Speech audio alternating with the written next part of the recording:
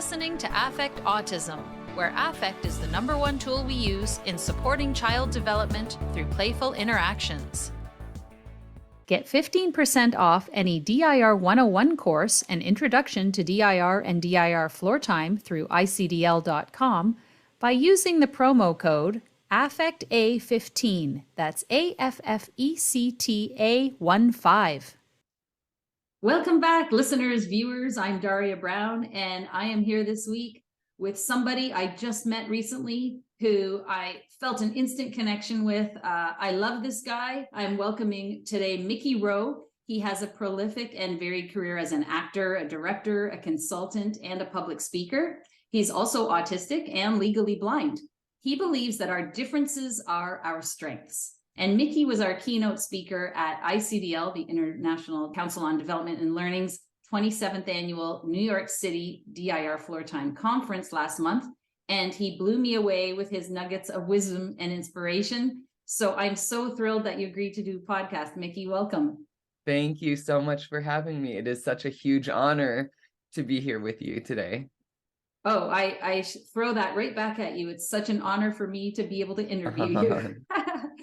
So I want to today really let you guys, the listeners, get to know Mickey for a number of reasons. Not only is he super inspirational and he's learned so much, but he really brings across how important it is for everybody to feel valued and how important it is to bring accommodation to autistic people so that they can thrive and live up to their potential. And Mickey has an amazing life story about the struggles that he went through as a child and things that led to him feeling like he could be himself and be valued for who he is. So, Mickey, take it away. Oh, absolutely. My name is Mickey Rowe. For anyone watching the video who might be blind or low vision, I'm a white man with brown hair kind of swept to the side and glasses on. I'm wearing a very dark blue V-neck t-shirt right now. And I have some kind of colorful lights behind me and a Be Kind neon sign behind me as well. And I was so lucky to get to be the first autistic actor to play Christopher Boone, the autistic lead character in the play The Curious Incident of the Dog in the Nighttime. I always really was drawn to theater and playing characters and putting on costumes when I was all growing up through high school. It was sort of my special interest. So I would frequently not leave the house or go outside unless I was wearing a clown costume or a pirate costume. And I just felt like autistic people like myself, for instance, I'll just speak for myself. I do really well when I have really clear roles and guidelines telling me how to behave in any sort of interaction or what's expected of me. So doing an interview or a podcast like this or keynote speaking at the conference is super easy for me because those roles are really, really clear, logical, and laid out. Whereas if we met on the street, those roles aren't as clear. So when I got to dress up as in a costume, or that really always helped me to give sort of a lens with which I could see my interactions through. I became obsessed with stilt walking. Stilt walking was my special interest from elementary school on. And that's what led me to theater eventually, because everyone sort of knew that I was just stilt walking was my thing and that was what I always did. And Mickey, you showed a picture at the conference of you on stilts. And I mean, I assume that the listeners know what it is, but just in case they don't, I have a picture. I wish I had it with me. I have a picture of me walking on stilts when I'm about 10, but I'm sure I wasn't nearly as good as you. But I remember how fun it was learning. They're like big, long sticks, and then they have like a place for your foot sort of a third of the way up, and you stand on them, and then you walk, and you're like super giant tall. And then so much fun. And also, so I think, you correct me if I'm wrong or if this aligns with your experiences, So often I've found so many autistic people love just trying to get to the highest point in the room and climbing up on things and trying to get to the highest point in the room. And also, myself, for instance, because of my autism, I really need some extra proprioceptive help. I need extra proprioceptive sense coming in. So I always sleep with like a weighted blanket and anything I can do to give myself some extra proprioception, to kind of know where my body begins and ends in space and where I'm moving in space. And when you're stilt walking, I feel like all of that proprioception is so elevated, because every little movement translates into this kind of really big sensation. So that was another reason why I loved stilt walking. So much fun. So much fun. So because people knew I liked stilt walking, at one point someone had heard that the Seattle Opera, the big, huge opera house here in Seattle, needed a stilt walker for the Magic Flute, for an opera called the Magic Flute, to play an ostrich in one of the scenes. So I showed up with my stilts ready to audition, and gosh, I probably weighed maybe 50 pounds at the time. And the costume also probably weighed 50 pounds and was obviously built for a full-grown adult stilt walker.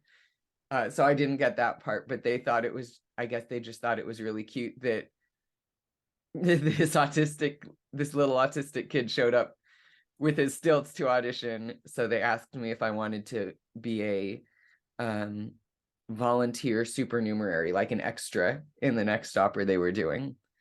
And so I did that and was kind of hooked from then on with theater.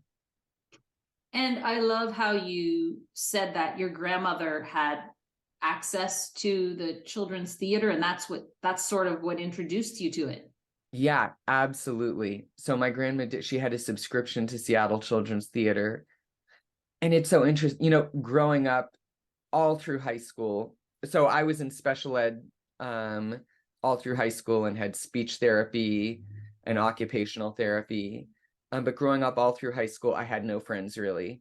And I just spent lunch breaks and recesses pacing the hallways, not knowing who to talk to or how to talk to them or how to make a friend. And yeah, I didn't know how to approach a table and ask if I could sit there with them or start a conversation. So I would just take the sacked lunch that was packed for me and throw it away, and then just keep pacing the hallway, waiting for lunch to end. Weren't you hungry? I guess so, but I just didn't know what to do, because I couldn't figure out who to sit with or where to sit down to eat lunch, and I just didn't know what to do. So that's what I did all through high school, and no one really ever noticed or invited me to sit down or anything. But when I got to go see shows at Seattle Children's Theater, right, I didn't get that many social interactions growing up. A lot of times too, when people talk to me, because they could tell I was autistic, I'm almost 35 now. And so I'm a lot better at masking or passing as non-autistic than I was when I was in school. But people, I think, could just tell I was autistic. And so when they'd talk to me, they'd maybe raise their voice up really high and talk to me like I was a little kid, or like I was a baby even almost. But when I got to go see shows at Seattle Children's Theater, all of a sudden I got to experience all these rich, nuanced social interactions in a way that felt really safe for me, right? Nothing was being asked of me beyond what I was capable of giving. I just got to sit in this dark theater, and passively be a part of all of these really exciting, rich, nuanced social interactions.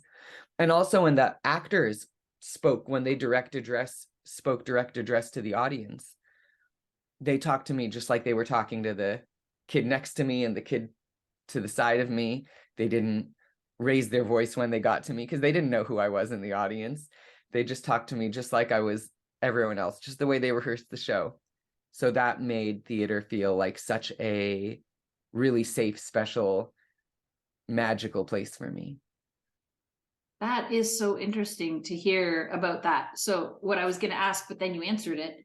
was, what do you mean by you got social interactions at the theater? You didn't mean you were socially interacting. You meant you got to witness the people on stage doing social interactions. Absolutely. And I got to feel like, and I guess we see like our parents do social interactions, but it's different because it's not being presented for us to be a part of, I guess, or to observe, And in theater, it's so exciting because these social interactions are specifically made to almost make the audience feel like they are a co-conspirator in or a collaborator, The audience is welcomed into these social interactions and welcomed into these lives and experiences that doesn't require anything of us that we're not feeling ready or safe to give.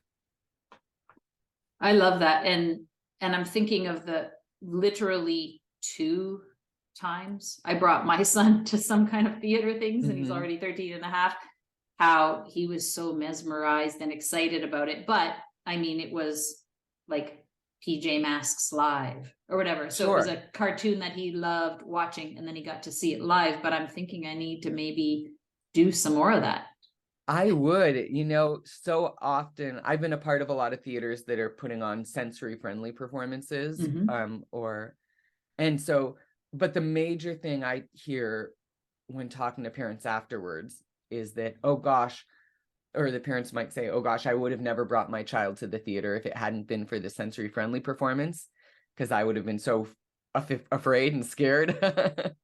But now that I brought my kid to this show, I realize I'm going to sign my kid up to come see the next show here that there's not a sensory friendly performance of. And they realize that even though the sensory friendly, I almost sometimes think sensory friendly performances are almost sometimes more for the parents and the other people in the room than for the than the autistic people, because the autistic people are going to stim and do whatever they need to do regardless of whether it's a sensory friendly. They're going to do the same thing no matter what. Right. But sometimes the parents just need the title sensory friendly performance put on it to feel safe enough to bring their kids. But I've had so many experiences at theater. Gosh, maybe I'll find this post-show after every performance, the stage manager writes a little email about how the show went, if something went wrong or anything that was different. But there's one from Seattle Children's Theater I should send you where there was a non-speaking autistic person in the audience. I think it was a field trip. It was a school matinee field trip. And during the show, the kid was just riveted and started talking about all the things that were happening and asking if the dragon was going to come back, and was far more verbal and spoke far more than they'd experienced the child speaking before. And I think it's just because of the safety, the excitement, it's so similar to what we were learning about at the DIR conference, that there's both that elevation, that play-like elevation of our senses, but it's happening in a really structured, safe environment that makes us able to have those elevated senses and elevated experiences without it putting someone into overload or having someone threatened, need to melt down or feel threatened because it's in such a structured, safe environment. I love it. So there's a few different directions I want to go. The first thing I want to say is I acknowledge that I did a podcast with Michelle Abraham Montgomery and her son, Kylil Robinson, who is a 29-year-old self-advocate. And he talked about the case of the curious dog in the night. Oh, the curious incident of the dog in the nighttime. Curious incident of the dog in the nighttime. Thank you. And that was the first time I had heard about it. And then you brought it up at the conference. And then there was a third place. So like in the last month, all of a sudden, I'm hearing about this book and I am going to have to read it now. I guess that's so funny. It's so funny how sometimes things happen like that, where we hear of something and then we just keep hearing of it again and again. So that's, I will point listeners to that. It is like just like briefly tell us the story. It's an autistic character. Yeah, so The Curious Incident of the Dog in the Nighttime, I will say there's really great things about it. There's also things that are not accurate or helpful just because it was written by a non-autistic person who self-proclaimed did no research about autism when writing it. So it's just, if you go into it just expecting a fictional story that may or may not be helpful in regards to autism, but is a fun fictional kind of adventure story, great. That's the best way to approach it. But Curious Incident of the Dog in the Nighttime is a story about a 16-year-old boy who finds his neighbor's dog. He always had a connection to his neighbor's dog, and would go and kind of pet it, go to the dog, go pet it through the fence, and one day he shows up and the dog has been killed. The neighbor's dog has been killed with a pitchfork. Ooh. And because he's there when the police arrive, he's there petting it, and he's autistic, and so the police just automatically assume he must have been the one who killed the dog, just because he's acting in ways that they don't understand. He's not doing the socially expected behaviors, and he's near the dog.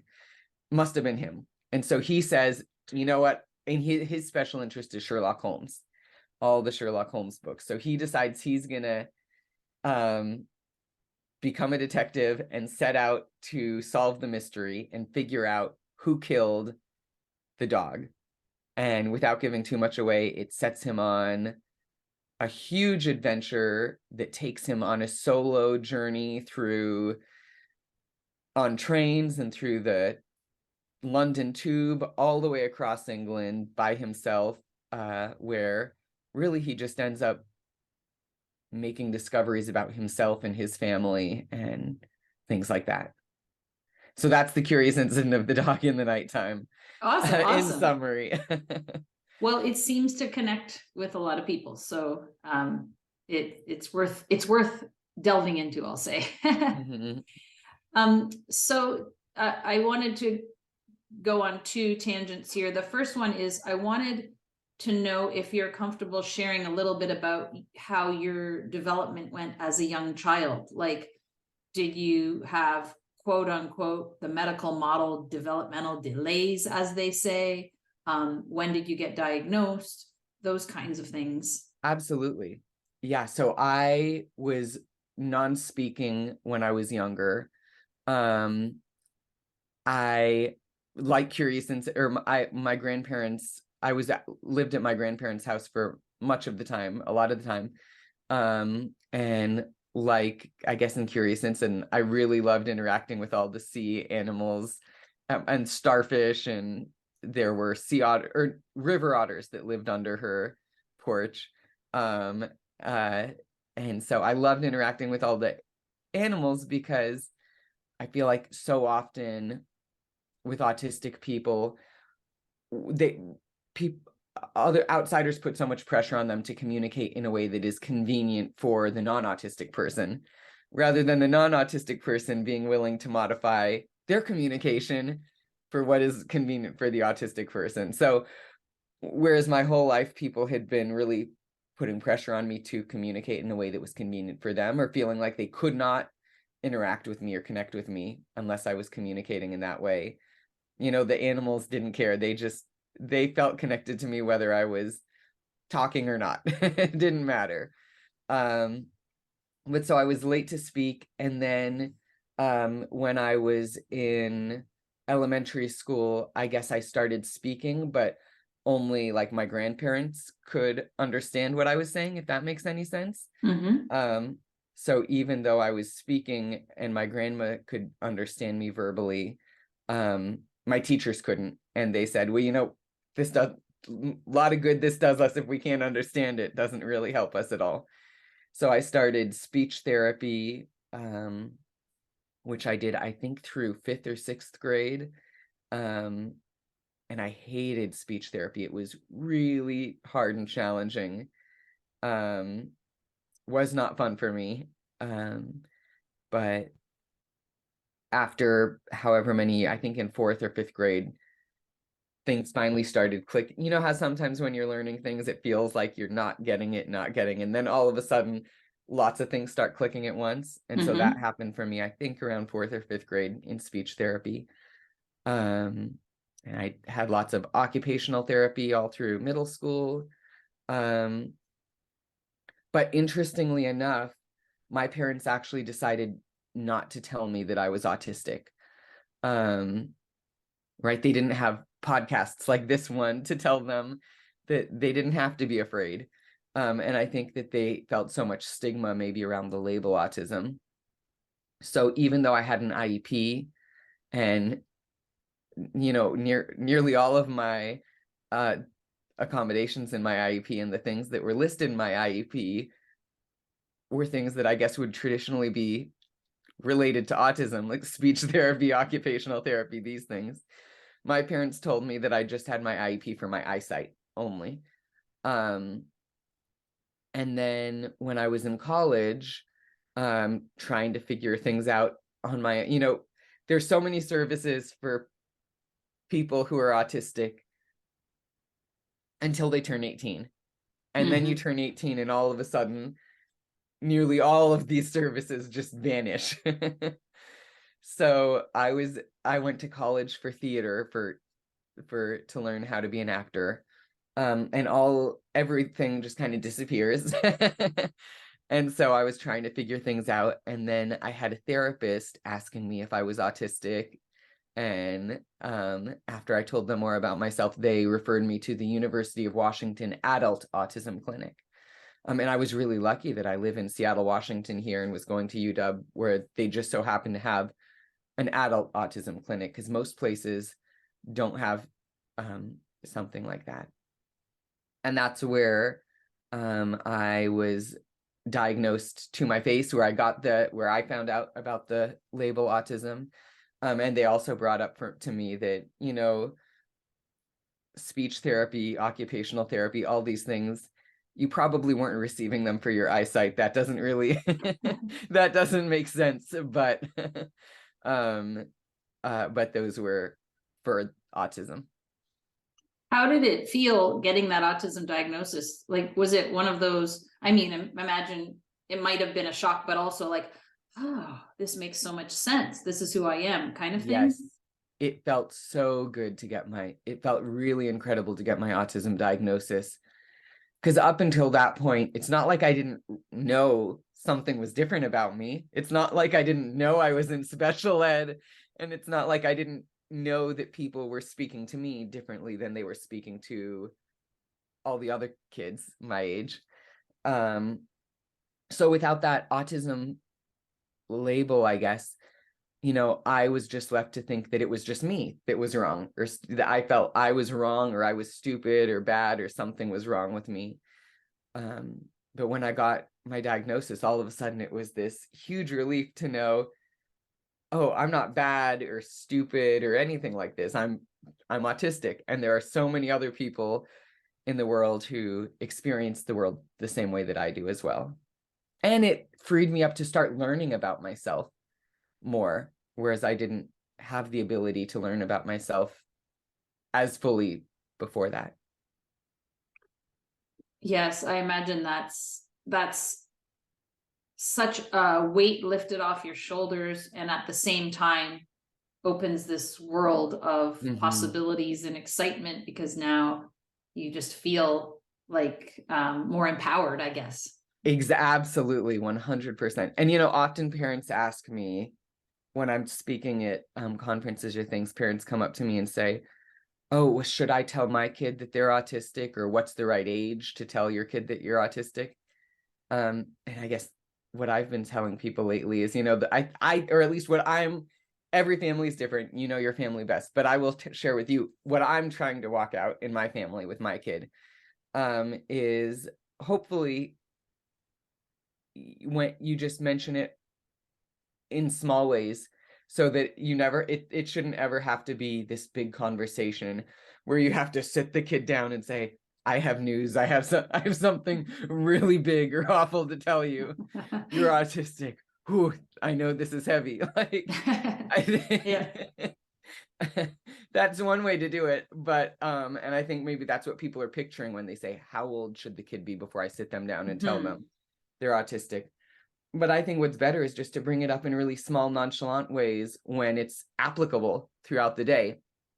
So an example I'll give is, my kids were all they were all outside playing soccer in the yard outside. And my autistic kid comes inside so upset, saying, "Oh, I really like playing soccer with my brothers, but I also hate playing soccer because they are all yelling and making so much noise."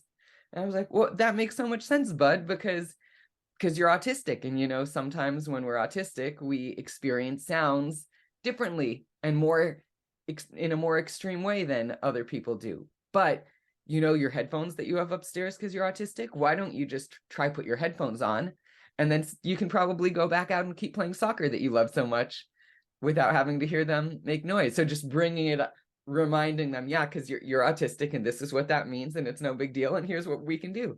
I think just bringing it up randomly throughout the day when it makes sense, in small ways, spread out over a big period of time, feels so much easier than having a big conversation about it. I love that. And that's what I've done with my son. Like I've mentioned, things like that, like, oh, you're autistic, blah, blah, blah, this and that. Your brain is a little bit different than other people's. And you have the most amazing memory, and you have you love what you do so much. And that's a little bit different than other kids. And you might also, struggle with some things that other kids don't. I mean, I didn't say it all in one sitting, but yeah, absolutely. And there's so many things that are helping people to know, like, what's going to be more challenging for them maybe than for other people, so that they don't get even more frustrated when they experience those challenges, so that they know, oh, this is expected and normal. And also, like, all the amazing things, like, I bet you that, right, your son knows so much more about Mario Kart than any other kid, and he feel so like that's who he would want to be, right? He'd be so proud to know that he is so much more of an expert on Mario Kart than other kids are. So well, even when we used to go to train shows, yes, all of the model train guys, they're all like super interest guys. Yep. And my son would, like, from across the whole arena, be like, and of course it's been a number of years because it was before the pandemic, and then the pandemic sort of switched him into video games. But he would name whatever the train is called, like, oh, I'm trying to remember now, a 484, is that the Hudson or whatever it's called. And he would go up to them and they'd be like, oh my goodness, this kid knows his trains. And my son knew, like, some of the names of the trains that the model train guys didn't even know. And I was just like, and this is when he was like this tall. So it's just, it's adorable. Yeah, absolutely. So I guess though, but to answer your question, so I think that was my development, was with being non-speaking and then having speech therapy, and then later getting a diagnosis myself. So now I that makes me think of a few other branches that I want to tackle. So okay, the first thing I'll say is, we didn't talk about it. Mickey is married, and him and his wife have a blended family. They have 4 children. And this is part of what you talked about at ICDL's conference, is this experience of growing up and being so isolated and feeling, like you said, am I stupid? Is there something wrong with me? Which is such an awful way to feel, that it led you into the wrong type of relationship when you met someone who finally was interested in you. I don't know how much you want to describe about that. Absolutely. So I think there, so often when we don't realize that our differences are our strengths, when we forget that our differences are our strengths, and not only are our differences our strengths, but the things that make your neighbor so different from you are his strength. You know, all of our differences are our strengths. When we don't realize that, when we don't celebrate that, I think the alternative is that we feel sometimes shame around the things that make us different, or we feel maybe like the things that make us different can be burdens. And I think there can be this truly leads to so much genuine, real harm, I believe, and danger. So growing up, yeah, my mom and my grandpa would always tell me that, boy, Mick, you'll be lucky if you find anyone who wants to marry you, or you'll have to find a pretty special person to want to marry you. And I just hear things like this all the time. You know, my mom, when she's talking on the phone to her friends, she'd reference me being the oldest, being her firstborn child, but also like the autistic child, and say, well, the first pancake never turns out. Oh. And you know, when you hear this over your whole life, you internalize all these things. And so I believed that I would be lucky if anyone wanted to marry me. So that meant that when I was, I guess, 23, and someone did express interest in wanting to date me and then wanting to marry me, I thought, well, this is it. This is the only time this will ever happen. So I better just accept it and say yes. And it led me to being in an abusive relationship, and then to later having to escape that abusive relationship in the middle of the night with my autistic kid in hand. And yeah, when the abuse was just on me, I thought, this is just something I have to accept, and just what marriage is for me. And that this is why you make commitments to people, because you figure you put up with things. But then when the abuse turned to the younger kid, that was when I realized that I had to just get out. Yeah, so I think it's just so important to remember that kids are always listening to the things we say, and that there's truly so much real danger and real harm in ever making people feel shame around their differences, or making people feel like they are burdens because of their differences. And there's so much to be gained by celebrating our differences, and by celebrating all of the things that make us different from each other. And it warmed my heart so much to hear that you met somebody who valued you for who you are, that you married, and have this wonderful family now with 4 children. So now I'm with my beautiful wife, Helen. I brought 2 kids into the relationship. She brought 2 kids into the relationship. So together we have 4 kids in a very, very busy house. I invest in lots of noise canceling headphones. And it's interesting. The next tangent I wanted to go on, for myself, not the kids, I should say. Yeah. Yes. So I do want to talk about the experience of, again, of when you're younger a little bit. So I want to remember to go back to that. But I want to talk about the experience of what you mentioned in high school, where you said you didn't really know how to interact with people or where to sit during lunch. So you threw your lunch out and you just paced the hallways. And I was having a conversation. I do facilitate ICDL's parent support group every Monday, and I have interactions with a lot of different parents, and both in that group and outside of that group, because I know other parents who have autistic kids that don't come to the group. So in one conversation, I was speaking with a parent of an older child who, can seem pretty independent. Yeah. But when the parent checked in on them, they realized the child hadn't done a number of things that you should do because they didn't know how. So they had bought a carton of milk, but it remained unopened and it had long expired because they couldn't find their glasses to drink out of it. Even though it was their own milk, they could have drank out of the carton, but they didn't put 2 and 2 together to do that. Or they didn't know where certain things went, so everything was just piled in the bedroom and things like that. And it made me wonder how our kids learn to problem solve and figure out things, because this is what we do in DIR floor time. Yeah. The early intervention is really about, getting that engagement in circles of communication in a way that suits the child. And we're always following the child's lead on that.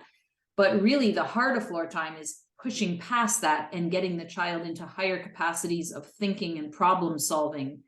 And I'm wondering, when did your self-awareness sort of kick in to understand that about yourself, that you can figure out something, you can figure out how to do something different? I mean, it depends on the day and the situation, I would say. I'll give this example. When I was doing Curious Incident of the Dog in the Nighttime, the way they have it set up is you're living in a hotel with the whole rest of the cast. And you usually have a company car for the cast, or maybe 2 company cars for the cast. But I couldn't drive at the time. I didn't have a driver's license. And how old were you when you were doing this? Well, this is in New York City? This was in Indianapolis and Syracuse, New York, and I was, I think, 30. Okay. 28, 29, or 30. So I didn't have a driver's license. 28, 29, 30. And you're working 6 days a week. So Monday is the grocery shopping day. Monday's like the day you have off. And so, the cast would take the company car and I couldn't drive it myself. So I just went when they went to the grocery store, and I'd think, get 1 week's worth of food, get 1 week's worth of food, get 1 week's worth of food, and then leave with a box of Oreos, 2 apples, and a box of granola bars. And then realize that was not a week's worth of food. A box of Oreos, a box of granola bars, and 2 apples does not work for a week's worth of food. And every week the same thing would repeat. Get a week's worth of food, get a week worth, and I would leave with, again, like one Trader Joe's frozen dinner, a box of Oreos, and something else. And so I think and even today, like what you're describing with this person or your acquaintance who couldn't figure out how to put things away, that executive function for me is one of the biggest challenges in my life now, to the point that my wife and I, we're not doing this at the moment, but we sometimes do. My wife and I sometimes just say, you know what, we are going to hire cleaners to come to our house every other week. And we're just going to label that as a accommodation. Just, we're not going to feel bad about it. We're not going to question it. We're just going to say, hey, this is just what we need to do as an accommodation. I have autism. She has ADHD and also a traumatic brain injury. And so we just say, you know what, this is what we need to do to function at our best. Yes. And so, and I think that, when I was doing Curious Incident, I finally decided, you know what, I'm going to do my best if I just every day buy a $5 breakfast sandwich in the morning from Starbucks for breakfast, and buy my, another $5 little sandwich of some kind from Starbucks for lunch. And if I just do that breakfast and lunch every day, just know I'm going to Starbucks twice a day, every day. It relieved so much stress and pressure from trying to worry about that executive function, to allow me to then just be free and do other things. So I don't know when I succeeded at executive function. But I will say, I think something that has helped me immensely as an adult is, at now being 35, 34, 35, is to just say, you know what? If I still am struggling with these things now, it is totally fine for me to find other workarounds besides just trying to force my brain to do something that it is obviously not good at. And I can, and sometimes it costs more money. You know, being disabled is expensive. It is expensive being disabled. Not only, you know, the unemployment rate for autistic people is estimated to be 85%. And then even if you can get a job, there's currently no federal minimum wage for disabled people.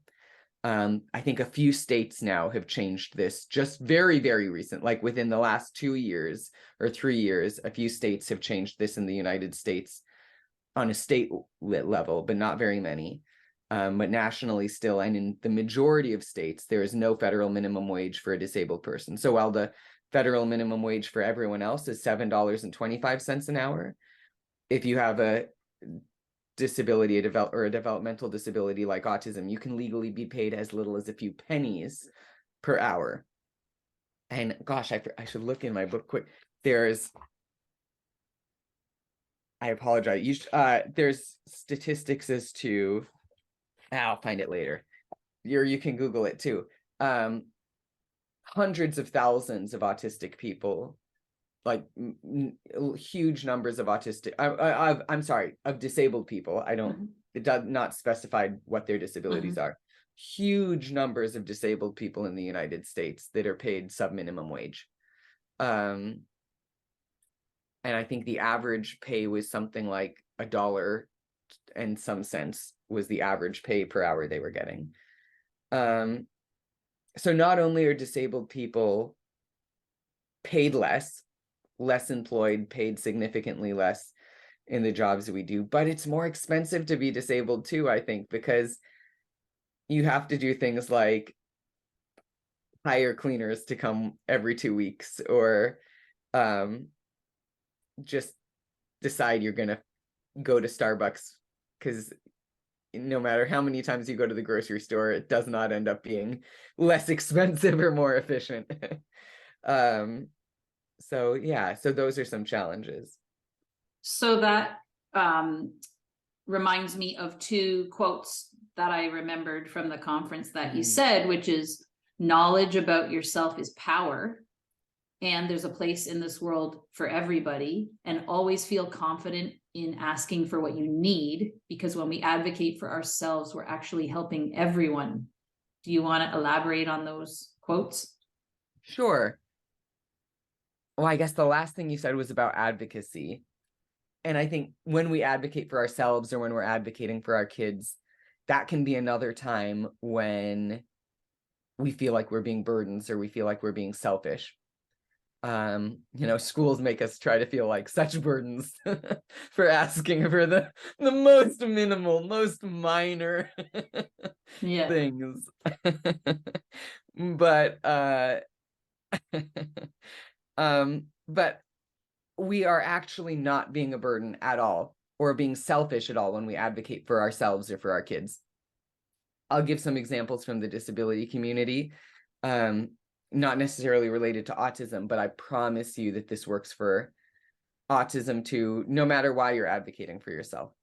Right. So the deaf and hard of hearing community had to advocate for captions to be put on YouTube videos and to be put on TikToks and Instagram reels.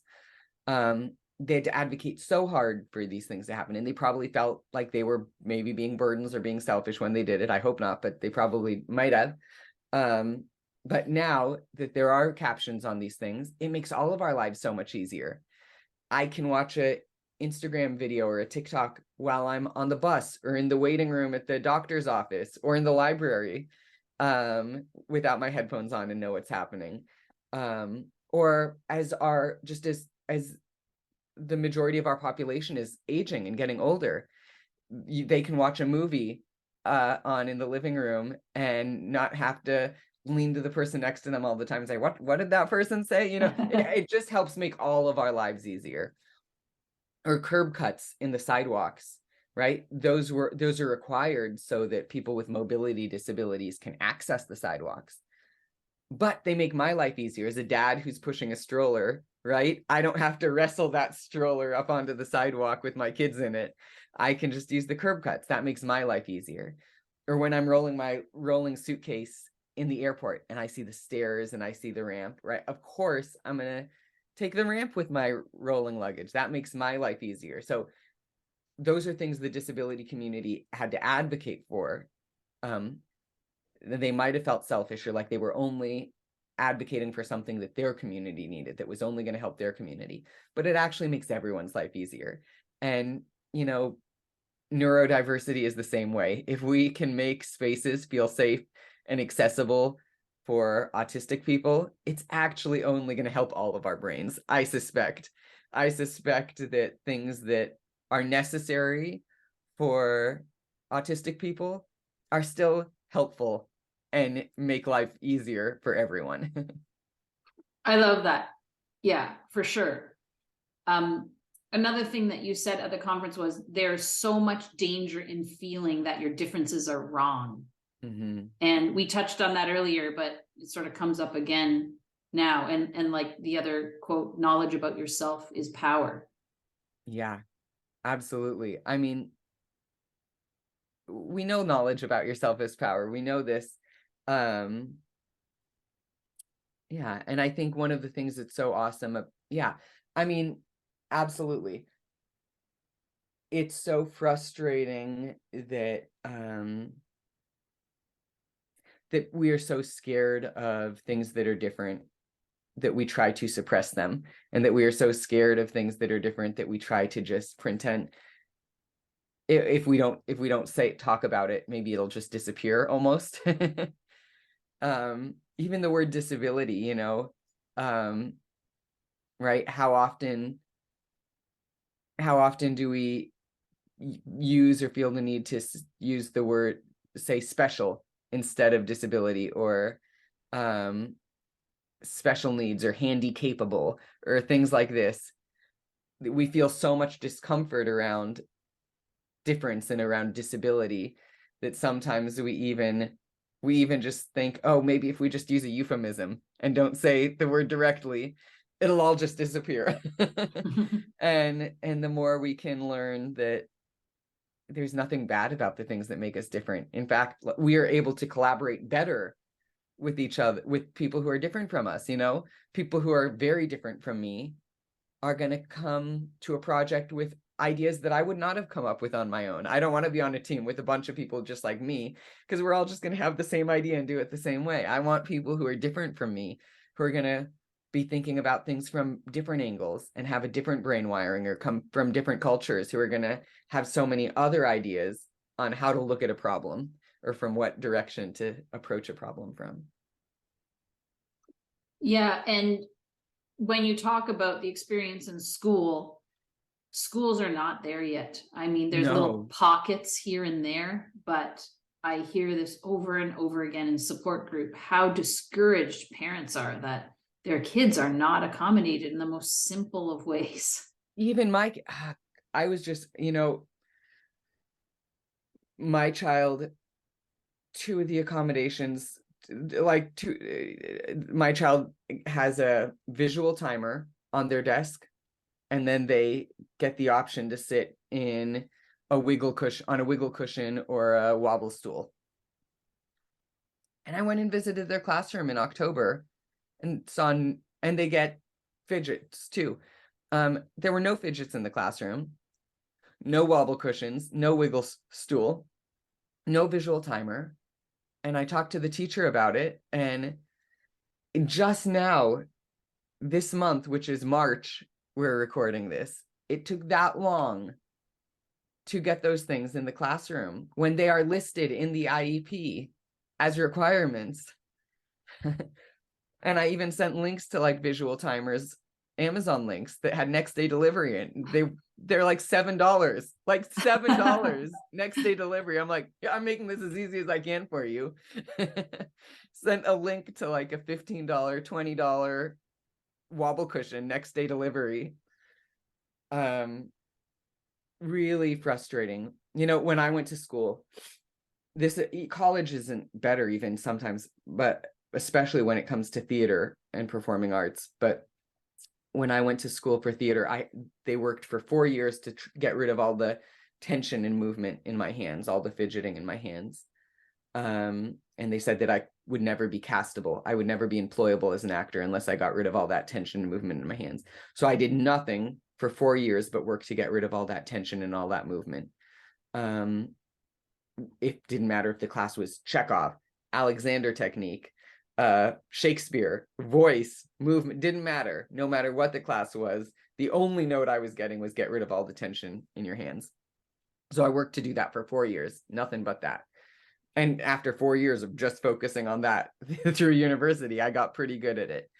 But then when I got Cast and Curious instead of The Dog in the Nighttime, all of a sudden I got to let all of that tension and movement come back in a really easy, natural way. And I got to be myself, right? For the first time in my life, I was being valued for being myself. I was being truly, fully accepted for everything that made me me. And that was another quote that you gave at the conference. You said, how can we make sure that our students feel valued every day? And I'm saying it now and I'm not getting emotional, but oh my goodness, that made me bawl my eyes out when you said that, because I really thought about my son in school and how valued he is at his school. And some of his teachers were at the conference and I went over and gave them a hug after your talk. And so many kids don't feel that. Hopefully they feel that from their parents. You gave an example of how sometimes you didn't feel that with your mom, but that would be the first step. Like, let's try and make sure parents have their children feel valued, but in schools, having students feel valued even when they have their differences, and not making them feel that their differences are wrong. I found that to be one of the very powerful messages that you sent, and your life story of your experiences and how you sort of moved through that. Do you have any opinions on, so this is like a very controversial topic, Sure. But lately, we hear voices in the last decade or however many years, give or take, of self-advocates coming forward and really shedding light on the autistic experience that wasn't ever in the mainstream before. And I still hear a lot of people saying they have a problem with that because that doesn't represent their child. Like, okay, you were able to figure out, you were able to be in public school, even though you struggled. Yeah. You were able to go to college, even though you struggled. You were able to marry and have a family, even though you struggled. You were in the cast, even though you struggled at the grocery store. You still managed to quote unquote function. And then there's, all of the debate about functioning labels. I talked about that in the podcast with self-advocate Karen Rowe. But what about the kids that really can't figure it out and they really can't function in public school unless they have such severe serious accommodations that they're completely segregated still, which are unrealistic as well, because those unfortunately those accommodations aren't going to be there for them everywhere they go. So where is the balance? Because it's people tend to like to put things in black and white, and it's not. Sure, absolutely. Well, I would just say I would encourage those parents to take to TikTok and Instagram. There's such a huge new generation of self-advocates that were not able to be self-advocates before TikTok existed. But now TikTok has just, I guess, is a very accessible platform to a lot of non-speaking autistic people who didn't really have platforms before. So I would say head to TikTok or Instagram and follow a bunch of non-speaking autistic self-advocates, because there are so many adult self-advocates who are non-speaking doing awesome work, and you can follow those people.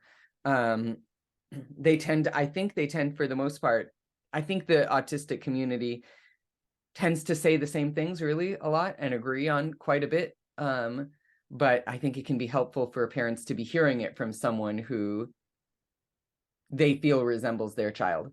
So hearing it from, getting to hear things and learn from a non-speaking adult self-advocate on Instagram or TikTok might be really helpful and awesome as a way for us to bridge communities together and realize that we're all on the same team trying to accomplish the same goals. And I would also just say, be careful about comparing your 7-year-old or 8-year-old to what a 30-year-old self-advocate is doing. You know, I mean, I would not, if people were not autistic, right, in the neurotypical world, I would not go up to a 40-year-old and say, oh, you know, you don't act anything like my 5-year-old. You're nothing like my 5-year-old. So I would say that just knowing that, you know, every autistic child, every single autistic, I mean, let's hope, knock on wood, every single autistic child is going to grow up to become an autistic adult. And when your child is an autistic adult, I think you would really want their voice to be listened to and heard. If your autistic child, when they become an adult, is speaking about their lived experience, I think you would hope that people would listen to them and value the things that they're saying. And the best way we can model that now, while our kids are still young, is by listening to autistic adults to show them that autistic voices are valuable and valued, that autistic adult voices are valuable and valued, so that then when they are an adult, they will demand nothing less but their voice being heard as well. They will not be shooed into a corner or be put in positions where there are meetings happening about them, where their voice is not the core voice in that meeting, you know. I really think so powerful for autistic young people to be seeing their parents listening to autistic adult voices, whether they're autistic speaking adults or non-speaking adults. Is so important. Yeah, I think. And also, I forget what I was about to say something, because also knowing, you know, one of the things that was hard for me growing up is when I was non-speaking, people assumed that that meant I also couldn't understand what they were saying or didn't know what they were saying or what was happening around me. And it led people to talking about me when I'm in the room in really unwell ways, not ideal ways. And so just always assuming competency, you know, there's most of the non-speaking adult self-advocates who use either AAC, some form of AAC, or keyboard text-to-speech. They all say the same things, that they could understand everything that was happening around them, even when they couldn't speak. So just knowing that one of the ways that you can model valuing your child, one of the ways that you can model valuing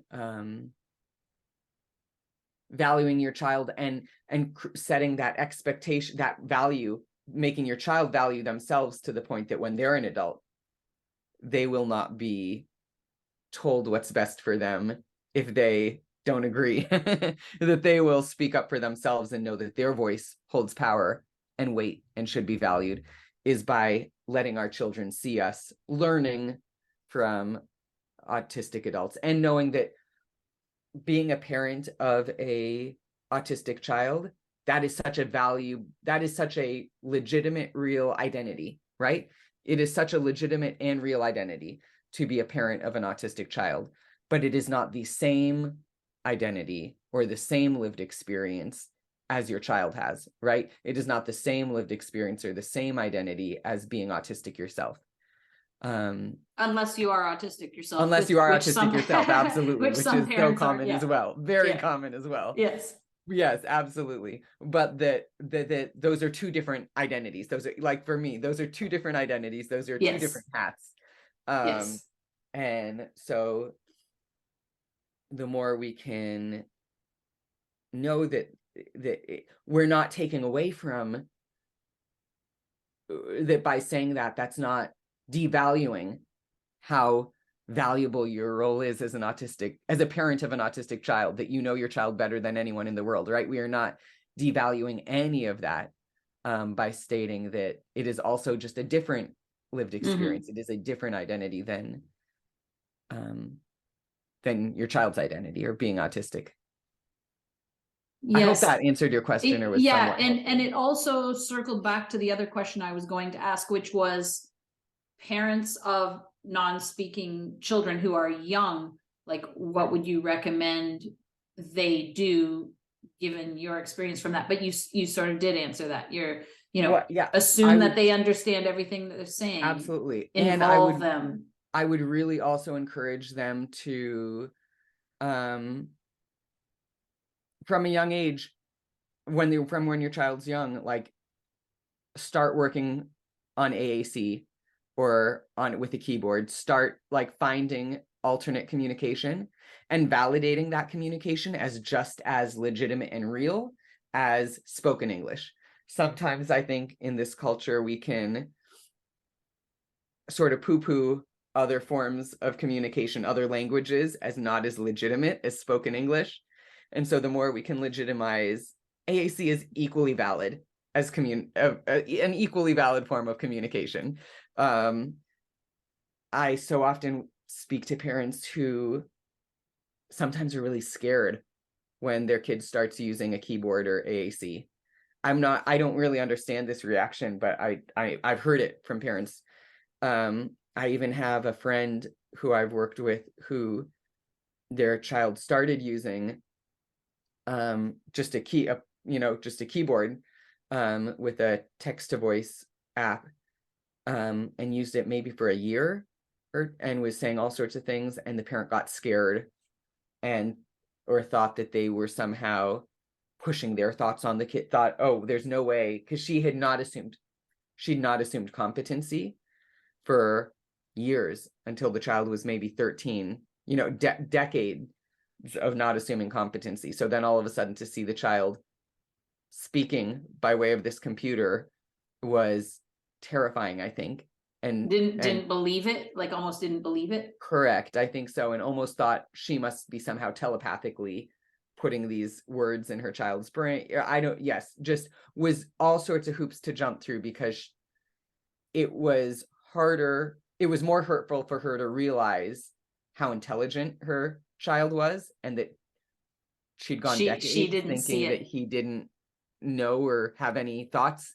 Like, she really went decades, I think, not realizing he had thoughts almost of his own.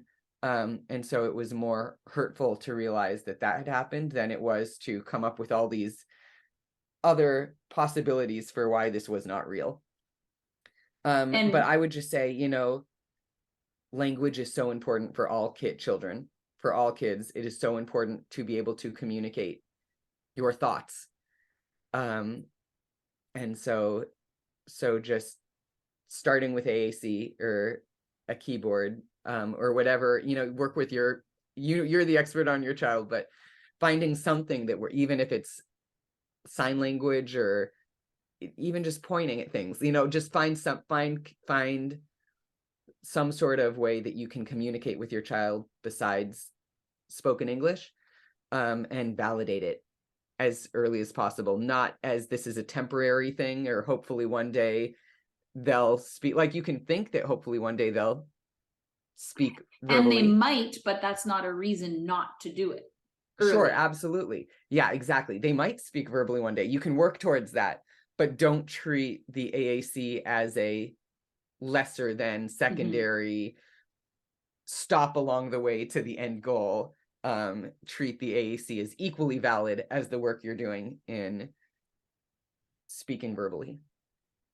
Right. And And that circled really nicely into the next point I wanted to make too, before we sign off today, which I brought up at the ICDL conference in my talk with Emil Gauss, our board president at ICDL, who's a self-advocate, who was non-speaking till he was 15, and brought up a lot of the points that you did. And ICDL's CEO, Jeff Gunzel, when we had that panel about some of the 4 different topics that we see going forward, including neurodiversity movement, paradigm shift, evolution of DIR, etc. One of the points I brought up from the parent voice was, do we as parents see the potential in our kids? And sometimes, because of all the false narratives around us and the medical models, we don't let ourselves see the potential in our kids. I find there's like a subset of parents that, like Emil's mother, who fought for them and believed in them and like, I know you can do this, and they really see that potential. But there's also the subset that just think, oh, well, my child has an intellectual disability and they'll never this and they'll never this or whatever.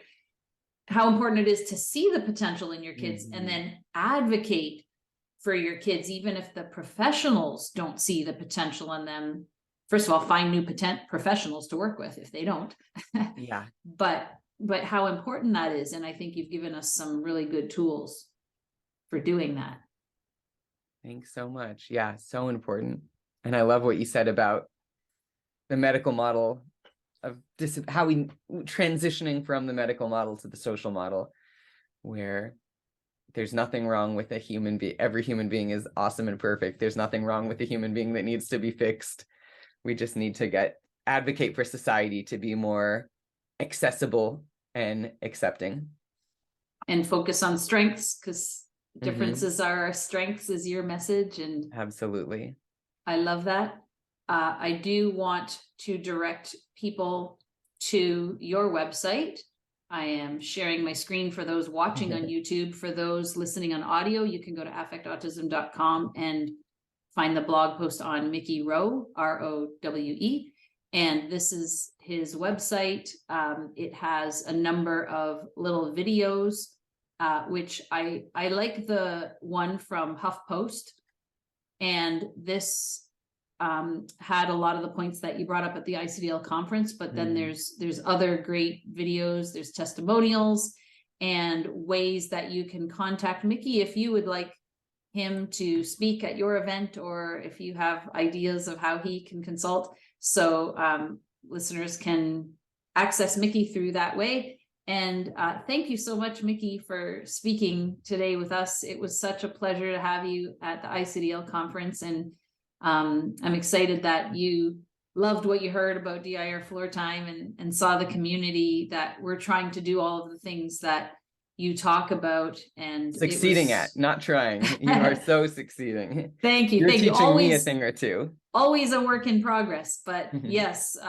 And yeah, I think parents listening, practitioners, whoever's listening will find a lot of what you said today very helpful. So I really thank you for taking the time to speak with me today. Oh, thank you so much for having me.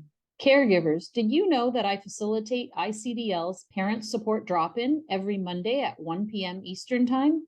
These are free drop-in support meetings to help support families who are using floor time with their children. Parenting a child with developmental differences can be a new challenge for some parents.